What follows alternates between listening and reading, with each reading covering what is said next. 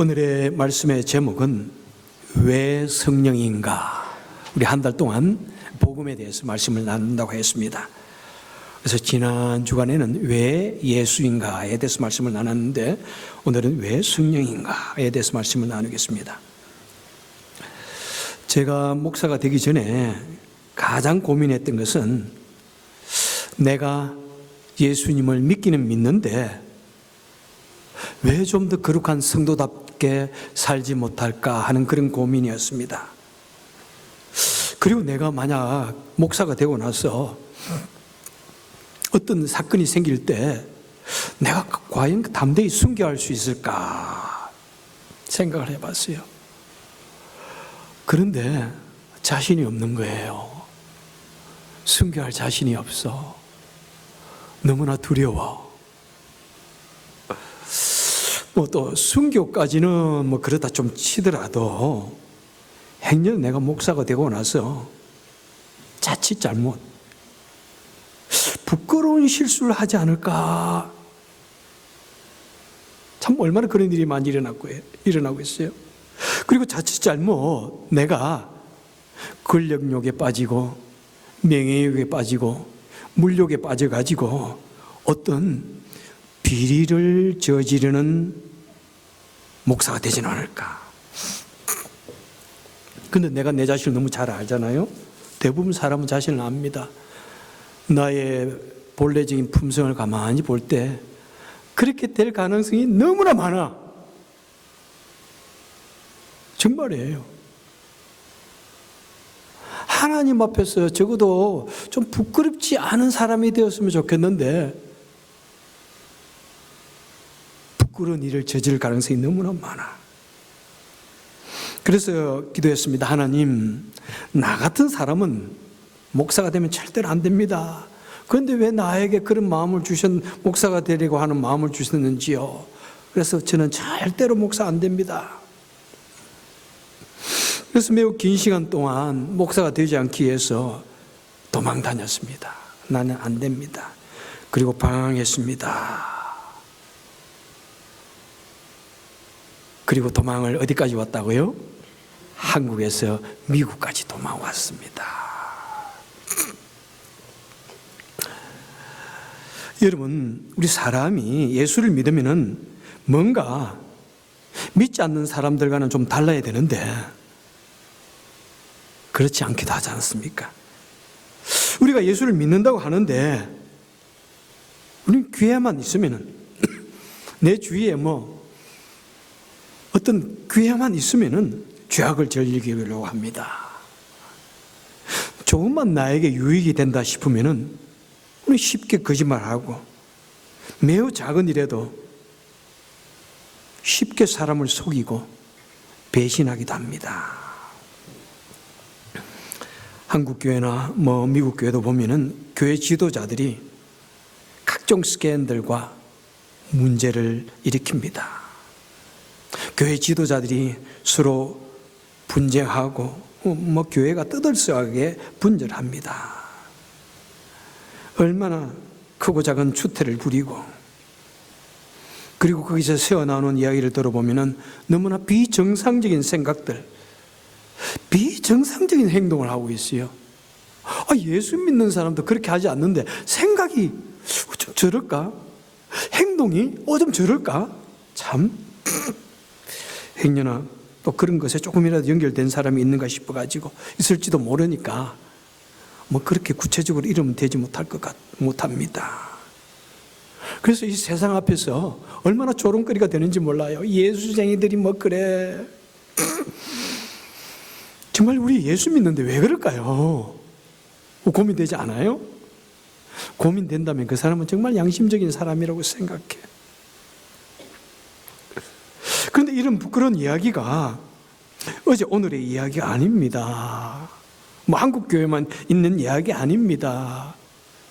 이미 예수님의 제자들 때부터 있어왔던, 기독교 역사상 항상 있어왔던 그런 사건들입니다.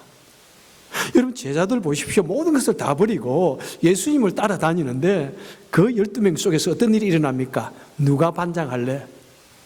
누가 더 높으냐? 그것 가지고 뭐 심하게 갈등하고 다툽니다.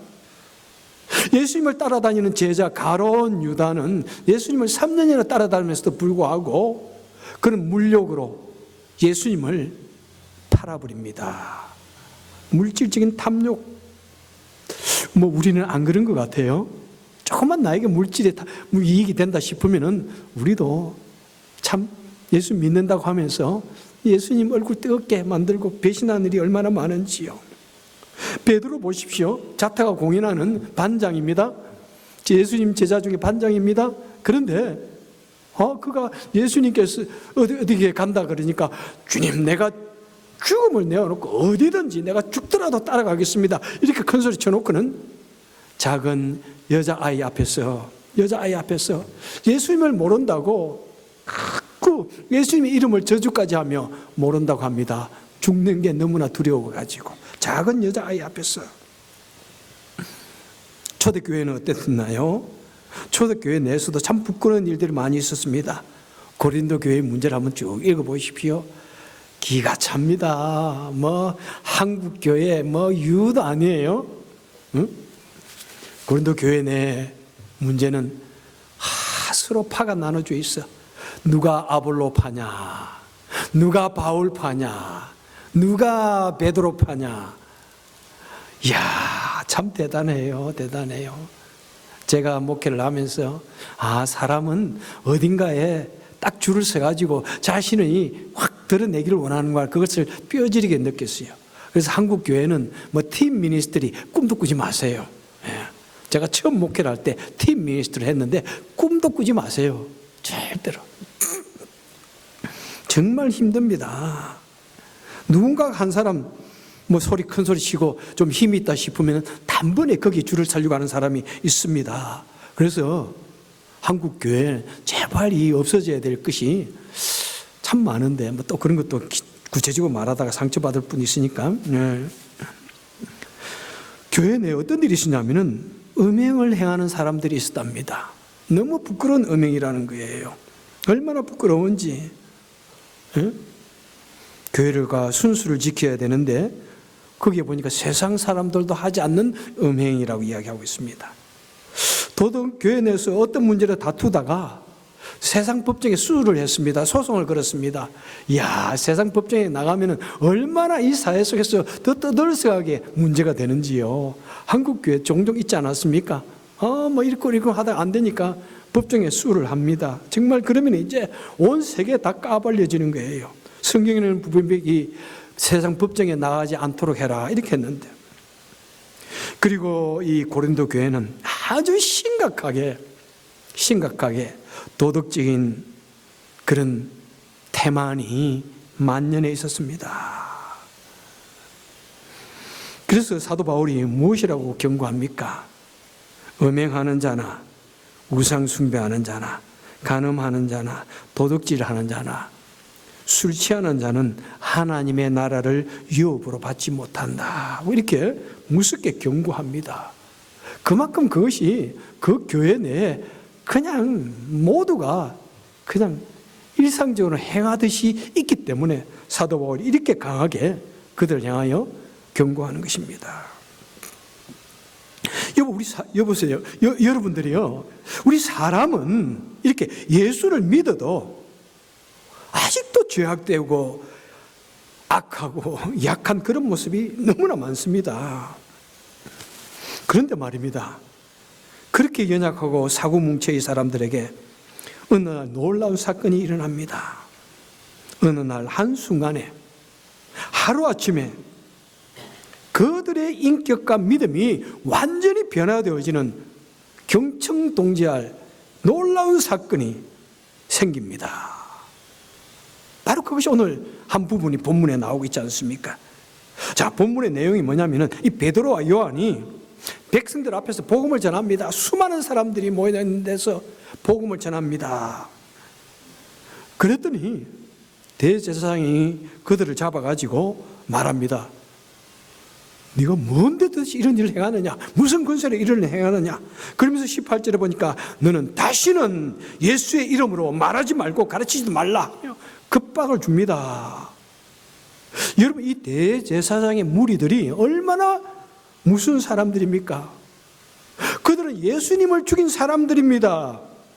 그들의 말 한마디면 얼마든지 베드로와 요한이 죽을 수 있습니다. 그런데 그 겁쟁이 베드로, 작은 계집종 앞에서 예수님을 모른다고 저주까지 하며 부인하던 그 베드로가, 여러분 보십시오. 19절에 보니까 그 대제사장들에게, 수많은 유대인들 앞에서, 그 권력자들 앞에서 이렇게 말씀합니다. 하나님 앞에서 너희 말 듣는 것이 사람들 말 듣는 것보다 옳은지 판단하라. 너희들 하나님 말 듣는 것이 옳으냐, 사람 말 듣는 것이 옳으냐? 우리는 하나님의 말씀, 우리가 본 것을 말하지 않을 수 없다. 나는 죽어도 이 말 해야 되겠다. 이렇게 담대하게 생명을 내어놓고 지금 이렇게 말하고 있는 것입니다. 놀랍지 않습니까? 작은 여자아이 앞에서 예수님 모른다고 예수님을 향하여 저주를 하던 그런 사람이 어쩜 이렇게 하루아침에 담대하게 그 스스리 펄은 생사의 여탈권을 쥐고 있는 그 대제사장들 앞에서 담대하게 이렇게 말할 수 있을까요? 어떻게 이렇게 놀라운 사람으로 변화되었습니까?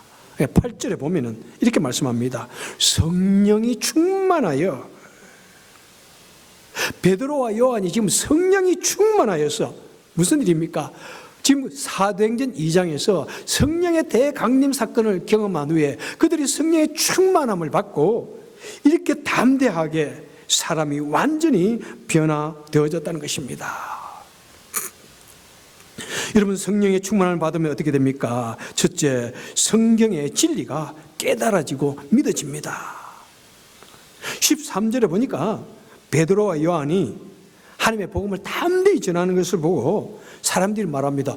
야, 베드로 저 무식한 사람이 어떻게 저렇게 성경의 진리를 환하게 다 꿰고 저렇게 박식하게 저렇게 청산유수로 말을 잘 할 수 있느냐. 입이 딱 부러졌다는 것입니다. 어제의 베드로하고 오늘의 베드로가 너무 다 다르다는 것입니다. 말도 잘 못하고 아는 것도 없더니, 난 놓고 키워가지도 못하니 어떻게 저렇게 하나님의 말씀을 잘 깨닫는가, 이 말입니다. 여러분, 그렇죠? 여러분, 여기에 다 앉아 계신 분은 전부 다 이 진리의 말씀을 다 깨달은 사람, 성경 말씀이 믿어지니까 예수를 믿는 거예요. 예. 그런데 그것은 성령의 세례입니다. 성령께서 우리에게 감동을 주시면 하나님의 말씀이 믿어지는 것이 성령의 세례. 예. 그래서 우리는 예수를 믿는 사람, 그리스도인이 되었습니다. 자, 그 다음에는 보니까 14절에 보니까 또 병나은 사람들이 그들과 함께 서 있는 것을 보고 비난할 말이 없는지라. 베드로와 요한이 기도를 했는데 수많은 사람들이, 안전뱅이가, 엊그제까지만 해도 문전에 앉아있던 안전뱅이가 막 일어나서 있는 거예요. 그래서 대제사장이 그걸 보고는, 야, 베드로와 요한이 저들을 고쳤단 말인가. 그래서 그것을 보고 할 말을 잃었다는 것입니다. 우리가 성령의 충만함을 받으면은 우리가 신유의 치유의 은혜도 경험하게 되어집니다. 우리는 평범한 사람들은 그런 일을 경험할 수 없는데, 참 성령의 능력을, 충만함을 경험하면은 하나님께서 성령의 충만함을 받았다는 표시로 그런 은혜를 베풀어 주십니다. 전혀 불치병 환자가 낫기도 하는 놀란 일이 있기도 하는 것입니다. 그 다음 또 세 번째 어떤 일이 생기냐면은 진리의 말씀대로 살게 합니다. 그래서 정직하게 살고 우리 인격이 온전히 변화되어집니다. 여러분, 우리가 예수를 믿어도, 성령 세례만 받고 예수를 믿어도 약간 우리가 거짓말도 하기도 하고 기회주의자가 되기도 하고, 그리고 어떤 일이 생기면 쉽게 낙심하기도 하고, 그런 사람이 성령의 충만함을 받으면은 죽음이 닥쳐와도 담대하게 말할 수 있는 사람, 거짓을 말하지 않냐고 진리대로 살고 죽음도 두려워하지 않는 그런 사람이 되는 것입니다. 그리고 인격이 막 변화되어지는 거예요. 그래서 그 요한의 별명이 무엇이었습니까? 우레의 아들, 번개불이라, 이 말입니다. 얼마나 성격이 급했는지 요한이, 야, 정말 성격이 번개불이구나, 그랬는데 나중에 그의 별명이 무엇으로 변합니까? 사랑의 사도로 변합니다. 그토록 성격 급하던 사람이 변하는 거예요. 변하는 거예요. 그리고 또 성령의 충만함을 받으니까 네 번째로 자신의 개인적인 물질도 맡김없이 내어놓는 것을 보게 됩니다. 자, 초대교회 성도들은 어떻게 했습니까? 사도행전 4장에 보니까 자기 재물을 조금이라도 자기 것이라 하는 이가 하나도 없더라. 이거 사람은요, 나를 위해서 살고자 하고 내 가족을 위해서 살고자 하는 이기심이 있습니다. 그게 뭐 그렇게 나쁜 건 아니죠. 그래서 내 가족을 돌봅니다. 그런데 주님의 은혜를 강하게 체험하고 성령의 충만함을 체험하면은 우리 주님의 은혜가 너무나 크기 때문에 그 성령 충만함을 통해서 내 가치관이 변합니다. 내세에 대한 소망이 너무나 가득하기 때문에 이 땅에서의 일들에 우리는 너무나 집착하지 않습니다. 그래서 나누어 주어도 아깝지가 않은 거예요. 여러분, 우리 사람은요, 얼마나 죄악됩니까? 아시잖아요? 여러분 자신도 아시죠? 우리가 예수 믿고 뭐 교회에 와서는 그래도 이렇게 뭐 깨끗하게 뭐 안 그런 척 하고 있지만은 얼마나 우리는 죄악되인지요. 얼마나 이기적인지요. 내가 이기적이다 생각하지 않는 그것이 이기적이에요. 아셔야 됩니다. 어떤 사람은 그래요. 나는 전혀 이기적이 않습니다. 천만에 제발 그런 착각에서 깨시길 바랍니다. 우리는 모두 이기적입니다. 얼마나 나를 위해서 생각하고 내 문제라면 벌벌 떠는지요.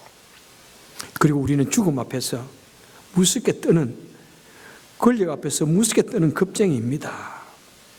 여러분, 이런 것 내가 노력한다고 변할까요? 아무리 산에 들어가서 돌을 닦고 수행을 한다고 변하지 않습니다. 그리고 우리 성도가요, 그냥 예수님 믿는다고 무조건 또 성령 충만한 것이 아닙니다. 우리가 성령 충만을 위해서 정말 우리 마음에 굳게 결심을 해야 됩니다. 왜 우리는 성령 충만을 사모하지 않습니까? 그건 목사나, 그것은 선교사나 특별한 사람 한다고 생각합니다. 그렇지 않습니다. 우리 모두는, 성도는 성령 충만을 받고자 굳게 결심을 해야 됩니다. 그래서 성령님을 의지해서 기도하고 성경을 읽고 묵상하고 마음속에 새기고 마음속에 채우고 때로는 금식 기도까지 하면서 성령 충만을 사모해야 합니다. 여러분, 이 시대는 성령의 시대입니다. 예수 그리스도를 통해서, 초대교회를 통해서 모든 계시가 다 완성되어져 있고 이제 그 이유는 성령의 시대입니다. 우리가 하나님을 믿는다면은, 우리가 예수님을 믿는다면은, 우리가 성령이 계신 것을 믿는다면은 또한 우리는 성령의 충만함을 경험해야 됩니다.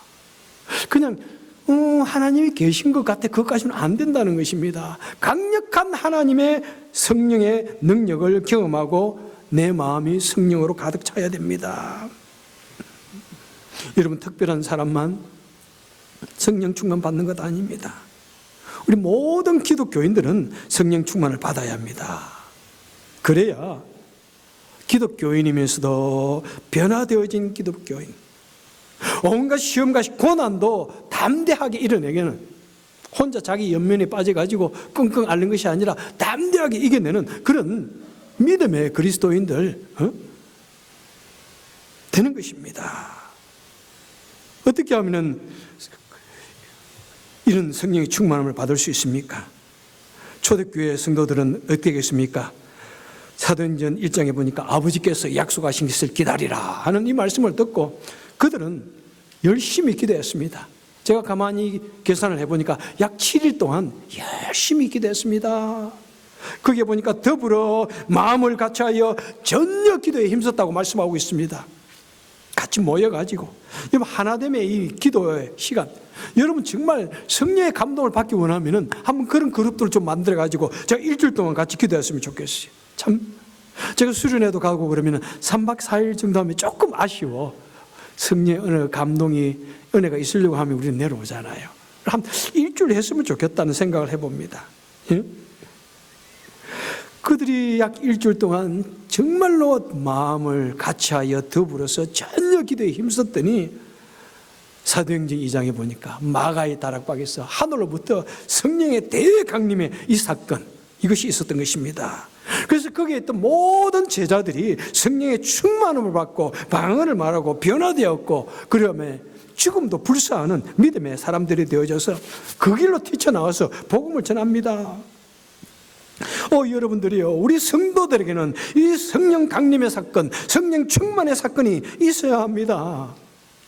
여러분, 고린도 교회는 성령 대강림 이후에 있었던 사건들입니다. 고린도 교회의 그 부끄러운 사건들은 아무리 성령 대강림이 있다 해도 우리에게 저절로 성령의 충만함이 있지는 않는 것입니다. 고린도 교인들이 개인적으로 그들이 성령 충만함을 경험하지 못했던 것입니다.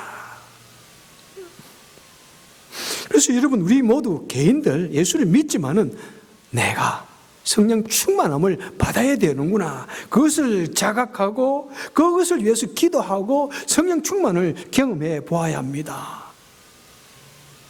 여러분들에게 인생에 정말 특별하고 그 이전과 이후가 완전히 나누어지는 그런 성령 충만을 여러분 경험해 보셨는지요? 여러분, 그렇지 못하면은 우리가 아무리 신앙생활을 오래 한다고 할지라도 우리 인격이 변하지 않습니다. 우리 가치관이 변하지 않습니다. 성령 충만을 경험하지 못하고 신앙생활을 하면요, 이 신앙생활이 때로는 매우 힘듭니다. 내가 이런 것까지 해야 돼요? 때로는 내가 신앙생활을 오래 해가지고 사람들이 나를 약간 신앙생활을 오래 해가지고 종교생활을 잘할 때 나를 우르르 보면은 내 속으로 이제 아닌 척, 그런 척 할 수도 있습니다. 내 삶이 신앙생활이라는 것이 무거운 짐이 되기도 합니다. 매우 힘든 일이 되기도 합니다. 성령 충만을 경험하지 못하면 우리는 어떻게 될까요? 우리 신앙이 매우 구태의연해집니다. 다람쥐 쳇바퀴 돌듯이 겉으로만 형식화되어집니다. 믿는 척. 자칫 잘못 외식화되어집니다. 내 삶이 신앙생활이 아니라 종교적인 생활로, 종교적인 의식에 익숙한 그런 사람, 외식주의자가 되어지기도 합니다. 심지어는 그것이 깊어지면 깊어질수록 완전히 거짓스러운 그런 사람이 되기도 하는 것입니다. 저는 참으로 간절히 정말 성령의 충만함을 염원했습니다. 약 4년 동안 얼마나 간절히 기도했는지 몰라요. 어렸을 때부터 생각하면 너무나 긴 세월인데, 제가 신학대학 들어갔을 때부터 생각하면 약 4년을 너무나 하나님께 기도했습니다. 하나님, 왜 나는 안 됩니까? 다른 사람들은 저렇게 성령 충만 받았다고 그러고 성령의 능력을 경험했다고 그러는데 왜 나는 안 됩니까? 나는 아닌가요? 아니면 나 목사 안 할게요. 그냥 버려두세요. 막 그렇게 기도했습니다. 그런데 4년이 되는 어느 날 다행히 성령께서 저에게 찾아오셔서 너무나 강력한 하나님의 능력을 경험했습니다. 사람의 표현으로 다 표현할 수 없고 과학적인 논리로서 다 표현할 수 없는 엄청난 놀라운 사건을 경험했습니다. 여러분, 그리고 그 오랜 방황을 끝내고 죽으면 죽으리라 하고 목사가 되었습니다. 여러분, 그럼에도 불구하고 정말이에요. 온 몸의 병이 순식간에 4가지, 5가지가 치유되어지는 그런 부를 체험했음에도 불구하고 세월이 지나니까요, 죄악의 문제, 이 정직의 문제가 다가올 때 막 갈등하는 거예요. 이 미움의 문제, 이것이 막 나를 사로잡을 때 이걸 해결하기가 매우 쉽지 않은 것을 깨달았습니다. 그리고 심지어는 어려움을 당했을 때는 정말 견디기가 힘들더라고요. 그래서 날마다 이제 기억합니다. 하나님, 옛날에 그렇게 주셨던 그 성령의 놀라운 감동은 무엇이었나요? 꿈이었나요? 응? 그렇게 되면 또다시 열심히 기도하는 거예요. 그걸 느끼거든요. 성령의 충만함이 밀물처럼 싹 빠져나가는 걸 느낍니다. 그러면 또다시 기도합니다. 하나님께 매달립니다. 그럼 또다시 하나님께서 성령의 충만함을 다시 리필해 주십니다. 채워주십니다. 성령의 리필은 no charge예요. 리필, 우리 커피 마실 때 no charge잖아요. 드링크. 성령의 리필 no charge예요, 여러분. 우리는 계속해서 성령의 충만함을 경험해야 됩니다. 다시 채워야 됩니다. 우리는 죄성이고 이 세상은 죄악으로 가득 차 있기 때문에 내가 아무리 성령의 가득을 채워도 어느 날 쭉쭉쭉 빠져나가기도 하는 것입니다. 그럼 또 다시 기도하고 또 다시 성령의 체험을, 성령께서 내 마음을 가득 채우기를, 성령께서 내 삶 전체를 완전히 다미네이트 해주기를 기도하고 성령님께 우리 인생을, 삶을 맡겨야 되는 것입니다. 그래서 여러 가지 그런 사건들을 돌아보면서 저는 지금도 소름 끼치는 때가 있습니다. 내가 만약 성령의 충만함을 경험하지 못하고 하나님의 목사가 되었으면 어떻게 되었을까? 남 욕할 거 아니에요. 끔찍해요. 얼마든지 저도 그런 수많은 사건들을 겪어왔습니다. 죄악의 문제, 그리고 절망의 문제에 빠졌을 때 어떻게 했을까? 머리 바짝 서기도 해요. 그래. 그래서 성령의 충만함을 경험했으니까 내가 그래도 이것을 이겨내고 견뎌나가고 할 수 있구나. 그런데 성령 충만함을 경험하지 못한 사람은 어떻게 할까? 신비할 정도예요. 신비할 정도예요. 여러분, 우리 성도들, 이 성령 충만은 절대적으로 필요한 사건입니다. 해도 되고 안 해도 되는 것도 아닙니다. 절대적으로 필요한 사건이고 절대적으로 좋은 것이기 때문에 우리가 성령 충만함을 받아야 됩니다. 내가 나중에 지도자가 되면 no 제발, 그러면 다 거짓말 하는 거예요. 성령 충만함을 경험해야 됩니다. 성령 충만함을 경험해야 교회 지도자도 되고 하나님의 정말 신실한 일꾼이 되어지는 것입니다. 예레미야 29장에서 말씀합니다. 너희가 전심으로 나를 찾고 찾으면 나를 만나리라. 하나님을 만나고 성령 충만함을 경험하는 것은 적당히 해서 되는 것이 아닙니다. 전심으로, whole heart. 신명기 4장 29절에 보니까 만일 마음을 다하고 성품을 다하여 하나님을 구하면 만나리라. 물론 하나님을 만나는 것, 성령 충만한 것, 온 마음을 다해야 됩니다. 여러분들이요, 성령 충만 없이는 신앙생활을 한다고 하는 것은 가솔린 없이 자동차를 운전하겠다고 하는 것과 같습니다. 성령 충만 없이 신앙생활을 하는 것은 총알 없이 전쟁터에 가는 것과 같습니다. 사랑하는 성도 여러분들이요, 성령 충만을 경험하지 않으면은 이 2024년 이 새해도 우리 인생에 별로 특별한 일도 없이, 별로 감동할 일이 없이 그냥 한 해, 그냥 또 다른 한 해처럼 그냥 지나가고 말 것입니다. 정말 성령 충만을 사모하시고 성령 충만을 정말 가득 채우셔서 이 2024년이 정말 어느 때보다도 기쁘고 감사함과 자유함이 넘치는 그런 획기적인 그런 새해가 될 수 있기를 주님의 이름으로 축원합니다. 기도하겠습니다. 주님 감사합니다. 오늘 저희들 주님께 간절히 성령 충만함을 사모합니다. 이 세상이 얼마나 죄악이 가득한지요, 우리가 얼마나 타락하고 전적으로 타락한 존재인지요, 정말 하나님의 도움 없이는, 성령의 충만함 없이는 우리가 결코 이 세상에서 승리의 삶을 살 수 없습니다. 믿음의 본을 볼 수가 없습니다. 오 주님, 성령 충만함을 채워주시옵소서. 그래서 우리는 이 해가 어느 때보다도 복된 해가 되게 하여 주옵소서.